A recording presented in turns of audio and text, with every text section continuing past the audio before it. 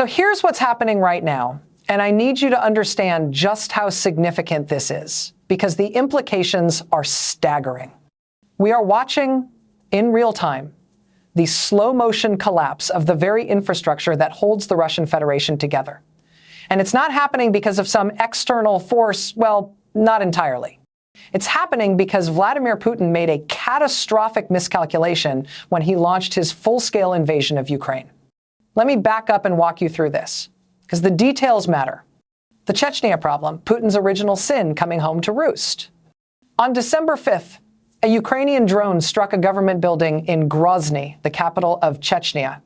This wasn't just any building. It houses the Chechen Security Council and other critical government agencies. The day before that, Ukrainian forces hit an FSB building and a Chechen Special Forces military base in the same region. If you're not familiar with the history here, you need this context to understand why this is such a big deal. Chechnya is not just another province of Russia. Chechnya is the cornerstone of Putin's entire political identity.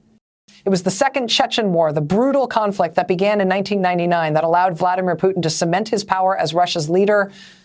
He staked his entire reputation on absolute control over this region. The war was devastating. Grozny was reduced to rubble. The human cost was staggering. But Putin presented himself as the strongman who could bring order to chaos, who could keep Russia together when it threatened to fragment. And now, 25 years later, Ukrainian drones are striking government buildings in Grozny with apparent impunity. Think about what that means. Think about the message that sends. After those strikes, Ramzan Kadyrov, the Chechen leader and Putin's hand-picked enforcer, released a statement. He was clearly rattled. He called Ukrainian forces devils. He claimed they destroyed military infrastructure, machinery, even a UAV plant. He insisted they accomplished nothing, that they only broke some windows. And then he promised brutal revenge within 24 hours. That was 4 days ago. There has been no revenge. But here's what matters. It was Kadyrov who made that statement, not Putin, not the Kremlin. Because while Chechnya is technically part of the Russian Federation, it operates with significant autonomy. The Chechen people do not primarily identify as Russian, they identify as Chechen first. 2 wars were fought over this. After the collapse of the Soviet Union, when Chechnya attempted to gain independence. Putin used overwhelming brutality to stop that independence, but he never truly integrated Chechnya into Russia. It remains an autonomous region ruled by Kadyrov with an iron fist, autonomous nonetheless. And there are Chechen groups, both inside the region and in exile, that are still fighting for independence. One of those groups responded directly to Kadyrov's statement. Their message was pointed and personal. They reminded Kadyrov that it was Putin who killed his father. They reminded him that it was Russia that killed the Chechen people. They pointed out that when Kadyrov sent Chechen forces to fight in Ukraine, he should have known there would be consequences. They challenged him to stop making empty threats and face them directly. This is exactly what keeps Vladimir Putin awake at night. The possibility that the Chechen people will remember, truly remember, that it was Putin who devastated their homeland, that it was Putin who killed their families, and that it is Putin, once again, who is getting Chechens killed in a war they never asked for, in a country they have no quarrel with, for objectives that serve only Moscow's imperial ambitions. Now let's talk about air defenses, because this is where Putin's priorities become crystal clear. Putin has stripped the entire country of air defense systems to protect one place, Moscow. He has created a defensive ring around the capital.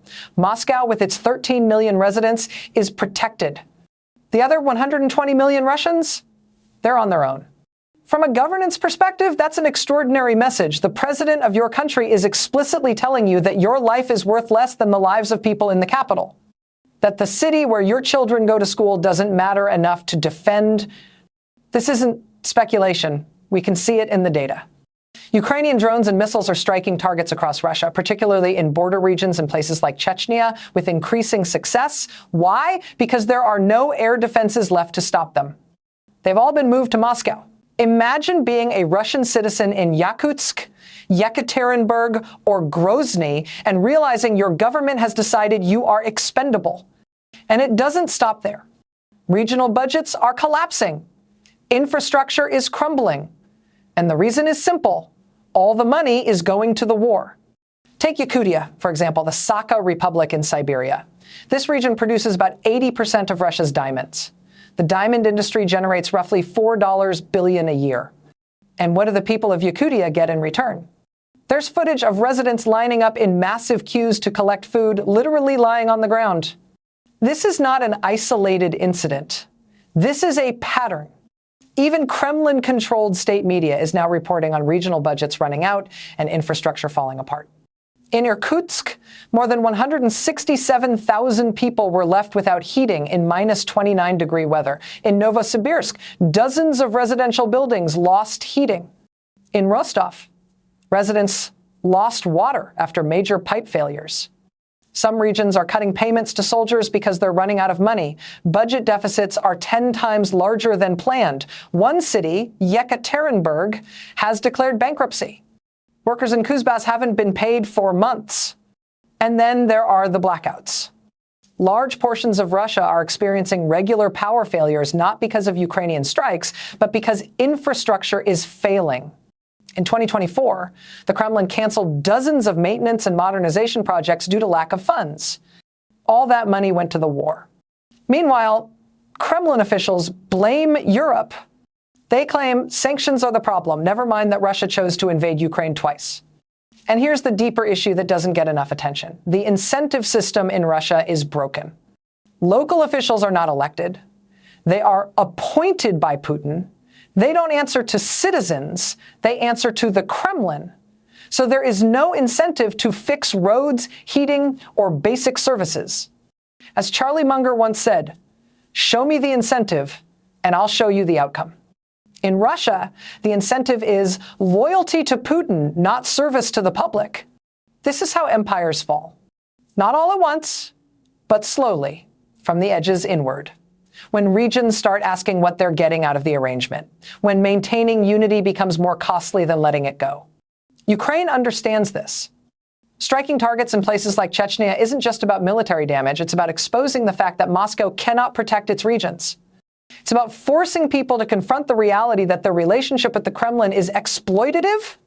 Putin bet he could fight a major war while maintaining domestic stability. That bet is looking increasingly fragile. What comes next is uncertain. But what is clear is this.